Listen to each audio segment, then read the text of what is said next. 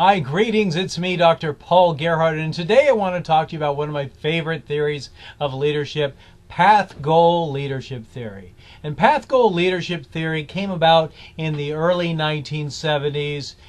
Work has been done by House to really help leaders recognize how they have the power to influence success and failures of their team members and their organization, depending on the level of the organization. What I like about path goal theory is it really is applicable for leaders at all different levels. It's really about understanding what great leaders need to do and understanding the needs of their employees. So path goal theory really suggests that there's a pathway to success, and recognizing that anything, like Dr. Stephen Covey would tell you, anything that you do that's worth doing, you should begin with the end in mind. So leaders really must be big picture thinkers, and they really need to do the legwork of helping their employees be successful at meeting those organizational goals by removing possible obstacles and be considering the resources that are needed and possible challenges that may come up for those employees. And that essentially in a heartbeat is what path goal theory is really all about. Path goal theory truly is designed to keep employees motivated. As leaders, we have the ability to influence success. And when employees are not motivated to do something, it probably is because they feel too challenged to do things, or they're confused, or they don't have the right resources. The performance formula says just exactly that. When people are not meeting performance goals, performance equals resources times ability times motivation. So I'll say that again. Performance equals resources times ability times motivation. And when people are not meeting particular goals, performance goals, it's really because of one of those three factors. And so if leaders want to keep people motivated to accomplish goals, they really need to recognize who their followers are. What characteristics do their followers have? What does that work setting look like? And recognize that they need to adjust their leadership style in a way that meets the needs of their followers, because that can be a challenge to employees. It's hard to stay motivated as an employee if you know that your leader doesn't understand you or doesn't care to understand you. So that really does suggest that our attitude as leaders really does need to be employee focused. We need our employees to be goal focused, and we need them to give their best as members of our team, but it really is our fault as a leader if we're not helping employees understand what the goals are, helping them realize how what they do does make a difference in the bigger scheme of things. And then we need to be making sure that we're applying expectancy theory by helping employees accomplish their goals and receive the rewards that they perceive by it, which means we really need to understand the employee's perspective of what success looks like for them. Are they going to be getting the reward that they expect, or are we going to be bursting their bubble by not praising them or giving them the rewards that they feel like they've equitably earned? And so being a leader truly means we need to be thinking all the time about our followers. We can't be leaders without followers. And in order to have loyal followers, we need to earn their loyalty. And that loyalty is constantly being checked by us being loyal to them. So are we doing the right things as leaders to help our employees understand the payoffs of doing work worth doing? Are we helping them be very clear on what the end results look like, and are we getting them what they need as far as resources and communication to do that? So as a leader, some of the challenges are really being able to meet the leadership style that our followers need. We need to make sure that our actions as leaders complement and supplement what's missing for those employees in the workplace. And we need to make sure that we have the right rewards in place to help enhance achieving that goal, the attainment of that goal. And so we're not successful if our employees aren't successful in meeting those goals. And we're even more successful when our employees want to continue to be challenged and to grow with the organization. So that really is our goal as a leader, is to really recognize who our people are and personally satisfy their needs to the best of our abilities. We need to help people understand the kinds of payoffs that employees will receive. That's part of the path goal theory. And make sure that we're very clear with our expectations and in our coaching sessions and our directing sessions with them. Are we giving people the information the right way at the right time? Everybody is different, and we cannot put a blanket on everybody and treat everybody the same way, because people have different perceptions of how things work. People have different experiences and different challenges. And so as a leader, we've got to identify each individual, recognize what the goals are and clearly define them, help clearly clarify what that pathway to success looks like in accomplishing that goal. And then, as I continue to say, remove the obstacles that are going to be there. So that means you have to project the obstacles, and as they emerge, because you're staying in contact with your employees, you're removing them as needed. You're not making employees' work a burden, but you're keeping it a joy. So that means you need to make sure that you're supporting each of your employees the right way. So path goal leaders really need to be directive, supportive, participative, and achievement oriented. So reminding people of the final goal, helping involve people in the decision making process, and allowing your leadership style to be more participative, and giving people what they need when they need it by being supportive. But especially if you're working with large groups, you keep the vision clear by directing people in the appropriate way.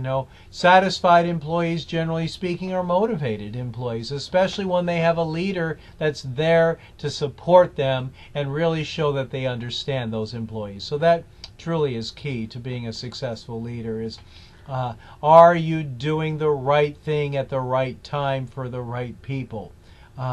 There's no such thing as a bad employee. There's probably things as a jaded employee because they didn't get what they needed by a leader who innocently probably didn't make the time to recognize the needs of employees and give them what they need at the right time, by removing those obstacles or getting them the right training the right time, or showing that they truly care about their employee in the right way. So I know there are evil people out there, but most people are good, and most leaders don't take the time because they're so busy in helping their people be successful by being an effective path goal leader. So directive leaders really are good at giving good directions. They help people understand what's expected of them. They recognize that the tasks to accomplish that goal, what they are in place. They create very clear timelines for completion of those tasks. The standards are very, very clear for performance, and they help people understand rules and regulations that are involved. Interestingly enough, if you want to be a supportive leader, write this down. You need to treat followers as equals. Yes, they may be your subordinate, but they're also your fellow human being, and they are probably very smart and want to do their best. But if you are being condescending to people or talking down to people and not treating another human being, even though they're your employee, as equals, you truly are not giving them the respect that they deserve, and you probably will be affecting their motivation to continue to excel. So most of us want to feel like we're equal players on a team. And really, no matter what a person's role is, it's important for the successful accomplishment of the team. So treat your people as equals at all time, and yes, that's a part of path goal theory. So making sure that you are attending to the well-being and human needs of your followers is absolutely cool. And create an atmosphere where people really feel like they're truly supportive. And we all, as leaders, have a great effect on the work environment. Keep it pleasant. Keep it positive. Our attitudes are something that we choose. Keep it positive. Choose a positive attitude. And recognize how you treat people affects the dynamics of those relationships. Allow people to participate in the decision-making process. Really consult with followers. You don't always know what they know and know what you know, and they may know what they need to know. And I know that's a little confusing, but it's about getting the right information.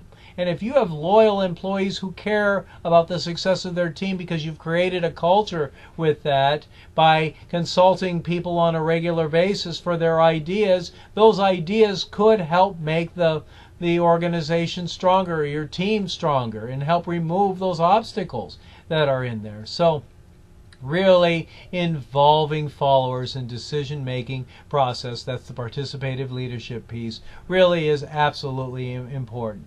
And then because you want to get great results that helps keep your team competitive, keeps profits high, keeps revenues rolling in, we need to really make sure that we are achievement oriented, having clear goals, helping challenge people to perform at their highest levels, really recognizing where people's limitations are, and then really establishing high standards of excellence and helping people get there. Create an environment where people seek continuous improvement and are rewarded for continually improving themselves, and then demonstrate a degree of confidence in followers. Our attitudes towards people really matters. And if we have a self-fulfilling prophecy that we have the best people and we're empowering them to make the best decisions, and then we're rewarding them for accomplishing those goals, most likely we're going to get better results in the longer run. So really be an achievement-oriented leader. Have high standards. We'll get there. Have people very clear vision, and you might even be reminding people of that. We are all motivated by different things, and so as leaders we need to be giving people those things that motivate us. Sometimes we're motivated by affiliation, which means we definitely need to create a culture where people feel like they just genuinely are valued.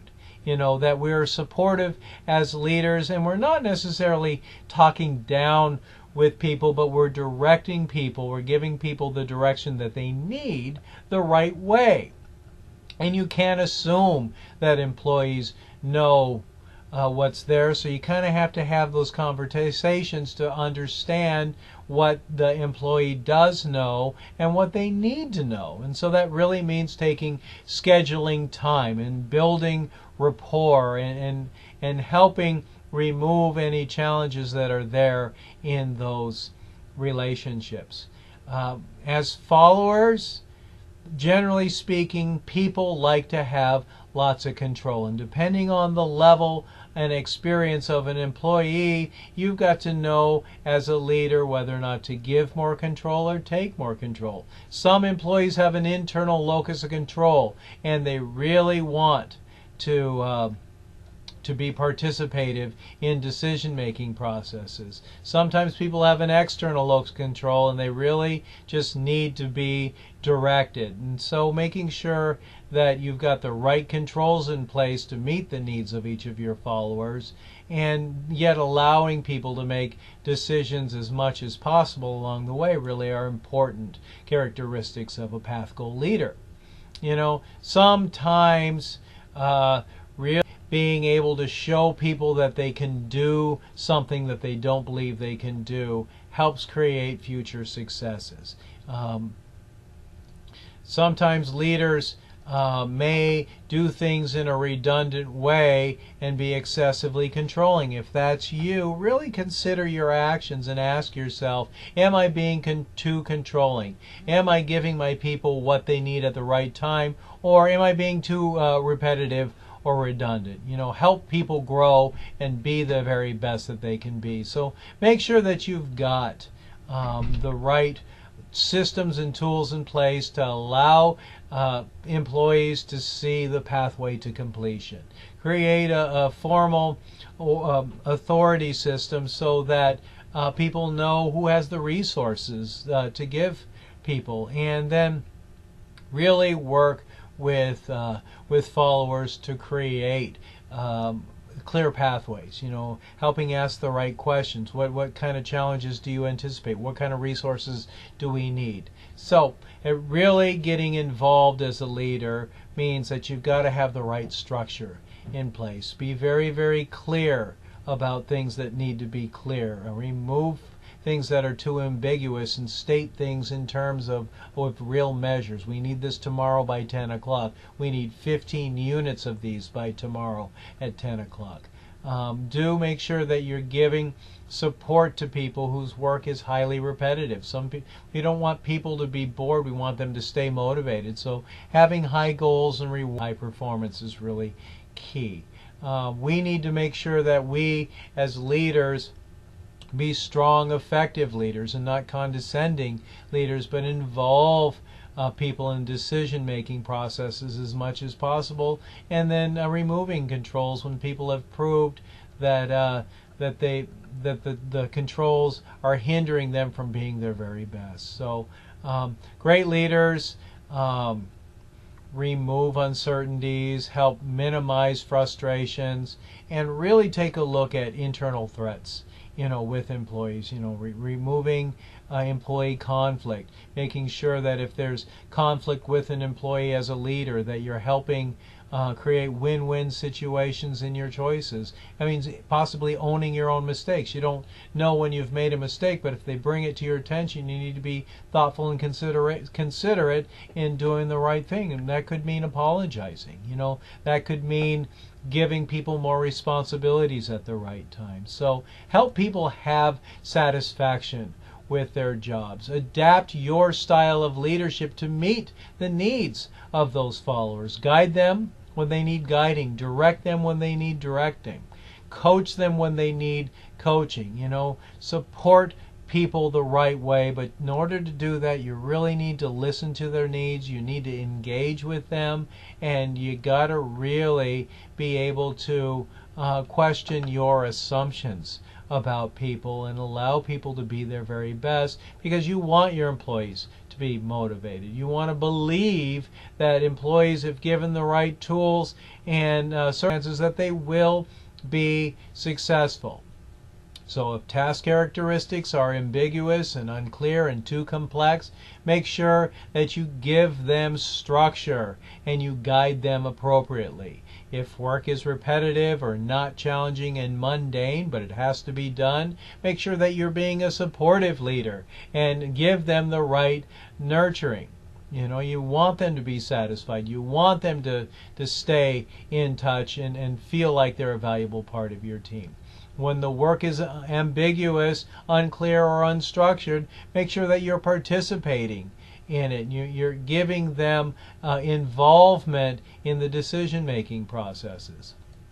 And when the work is ambiguous, challenging, and complex, make sure that you help have very high expectations, and you recognize that people want to excel, and so you need to bring that out of them, in your conversations with them. So great leaders are doing the right thing at the right time with each individuals. They're helping people see what the pathway to success looks like. They're very clear on what the goals are, and great leaders are removing obstacles and adding the right kind of support along the way. So that means leaders really need to be great thinkers and need to recognize that our employees truly are our greatest asset. We lose employees when we're not being effective leaders. We gain loyal employees who want to grow with our organizations when we're giving them the right kind of support and we're setting them up for success.